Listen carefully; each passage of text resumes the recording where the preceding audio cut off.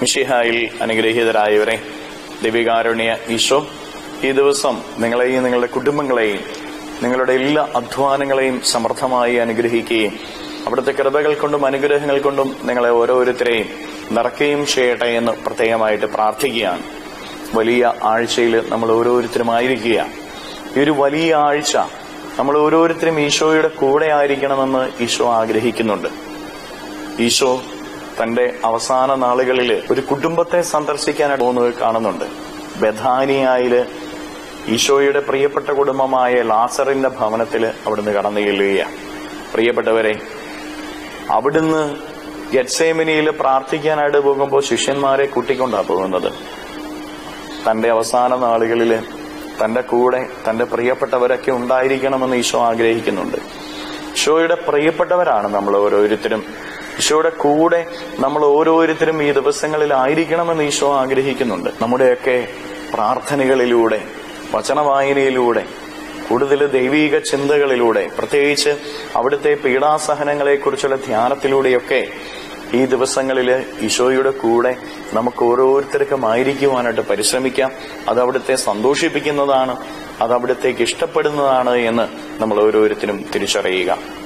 പ്രിയപ്പെട്ടവരെ, വിശുദ്ധ യോഹന്നാന്റെ സുവിശേഷത്തിന്റെ 11-ാമത്തെ അധ്യായത്തിന്റെ 47 മുതലുള്ള തിരുവചന ഭാഗങ്ങളിൽ നമ്മൾ ഇന്ന് വായിച്ച് ധ്യാനിക്കുന്നത് ഈശോയെ കൊല്ലുവാനായിട്ട് ആലോചന നടത്തുന്ന പുരോഹിത പ്രമുഖരെ കുറിച്ചും പരിസയരെ കുറിച്ചുമാണ്. ഈശോ പ്രവർത്തിച്ച അത്ഭുതങ്ങൾ കാണുമ്പോൾ, ജനത്തിന്റെ ഉള്ളില് ഈശോയ്ക്കൊരു സ്ഥാനം ലഭിക്കുന്നത് കാണുമ്പോൾ ഇവരൊക്കെ അസൂയാലുക്കളാവുകയാണ്. ഇവനെ എങ്ങനെയെങ്കിലും നശിപ്പിക്കണമെന്ന് അവർ തീരുമാനിക്കുകയാണ്. പ്രിയപ്പെട്ടവരെ, അതിനുള്ള വഴി അവർ ആലോചിക്കുന്നു. 2 തരത്തിലുള്ള ജനത്തെ ആ സമൂഹത്തിൽ കാണുവാനായിട്ട് സാധിക്കും.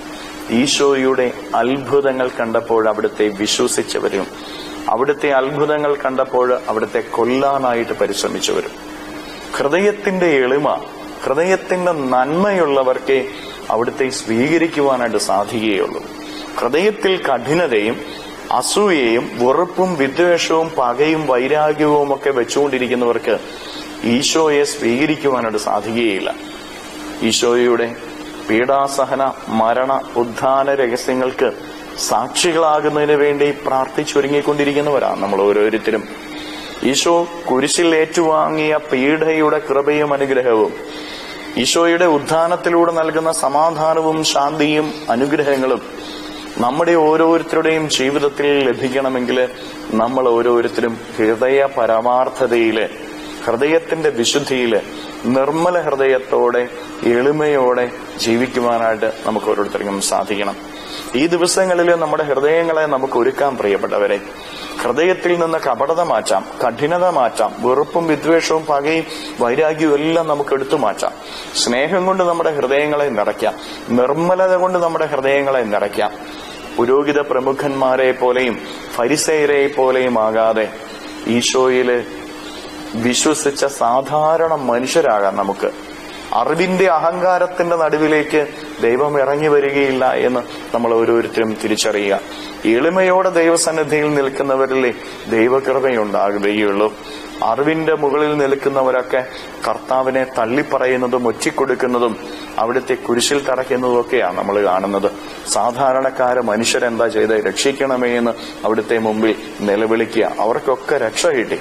നമുക്ക് സാധാരണക്കാരാവാം, എളിമയോടെ ദൈവത്തിനു മുമ്പിൽ നിൽക്കാം, രക്ഷിക്കണമേ എന്ന് നിലവിളിക്കാം. ഹൃദയത്തിൽ നിർമ്മലത സൂക്ഷിക്കാം, സ്നേഹം സൂക്ഷിക്കാം. കരങ്ങളിൽ യാചനയോടെ പിടിച്ച് നമ്മുടെ ഈ ദിവസത്തിലെ എല്ലാ കാര്യങ്ങളെയും ഈശോയ്ക്ക് സമർപ്പിച്ചുകൊണ്ട് നമുക്ക് സ്തുതിക്കാം. ഹല്ലേലൂയ.